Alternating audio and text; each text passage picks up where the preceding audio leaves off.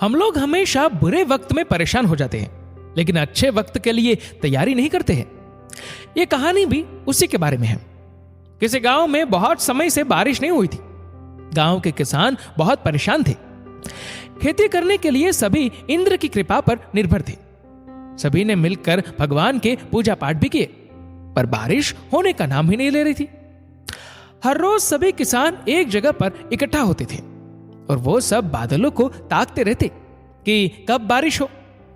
एक दिन सभी बारिश के इंतजार में बैठे हुए थे कि तभी उनमें से किसी ने कहा, अरे राघव कहां रह गया? 4-5 दिन से वो आ ही नहीं रहा है। तभी किसी ने कहा, कहीं वो मेहनत करने के लिए शहर तो नहीं चला गया? सभी ने उसकी बात हंसी में टाल दी।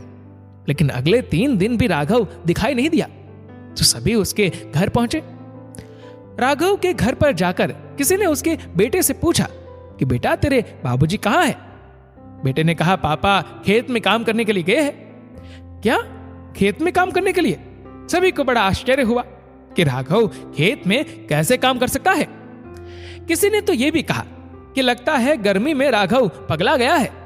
सबको यह जानने में इंटरेस्ट था कि आखिर राघव खेत में कर क्या रहा है। वो सभी देखने के लिए चल पड़े।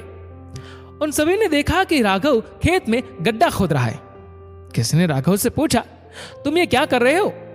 राघव ने कहा, अरे कुछ नहीं, मैं तो बारिश होने की तैयारी कर रहा हूं। सभी उस वक्त राघव पर हंस रहे थे। तुम्हें क्या लगता है, तुम्हारे गड्ढा खोदने से बारिश आ जाएगी?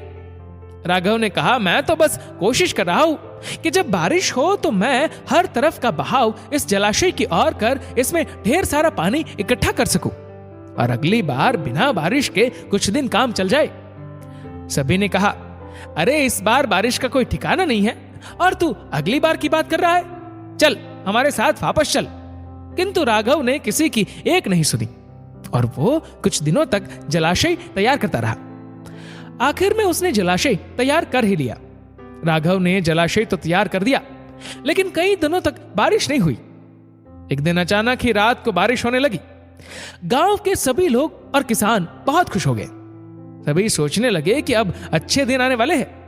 लेकिन बारिश तो कुछ ही देर बरसने के बाद थम गई और साथ में किसानों की खुशी भी थम गई।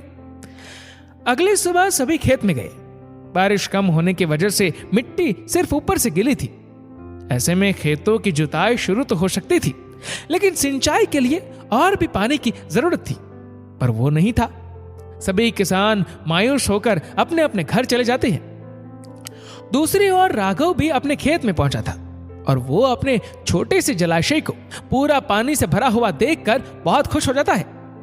राघव अब समय गवाए बिना खेत जोतना शुरू करता है। कुछ ही महीनों में पूरे गांव में बस एक ही चीज हरी भरी दिखाई दे रही थी और वो था राघव का खेत। जब समय अच्छा ना हो, ऐसे में ज्यादातर लोग समय अच्छा होने का इंतजार करते रहते हैं। लेकिन ऐसे समय में हमें अच्छे समय में क्या करना चाहिए, उसकी तैयारी करनी चाहिए।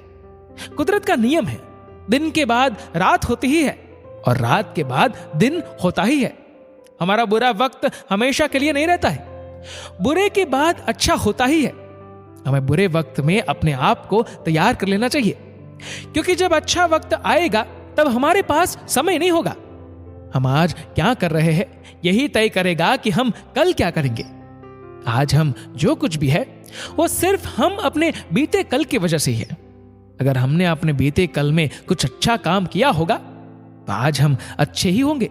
अगर आपको हमारी स्टोरी अच्छी लगी हो तो अपने दोस्तों के साथ भी शेयर कीजिए और कमेंट में जरूर बताइएगा कि कैसी लगी हमारी स्टोरी। धन्यवाद।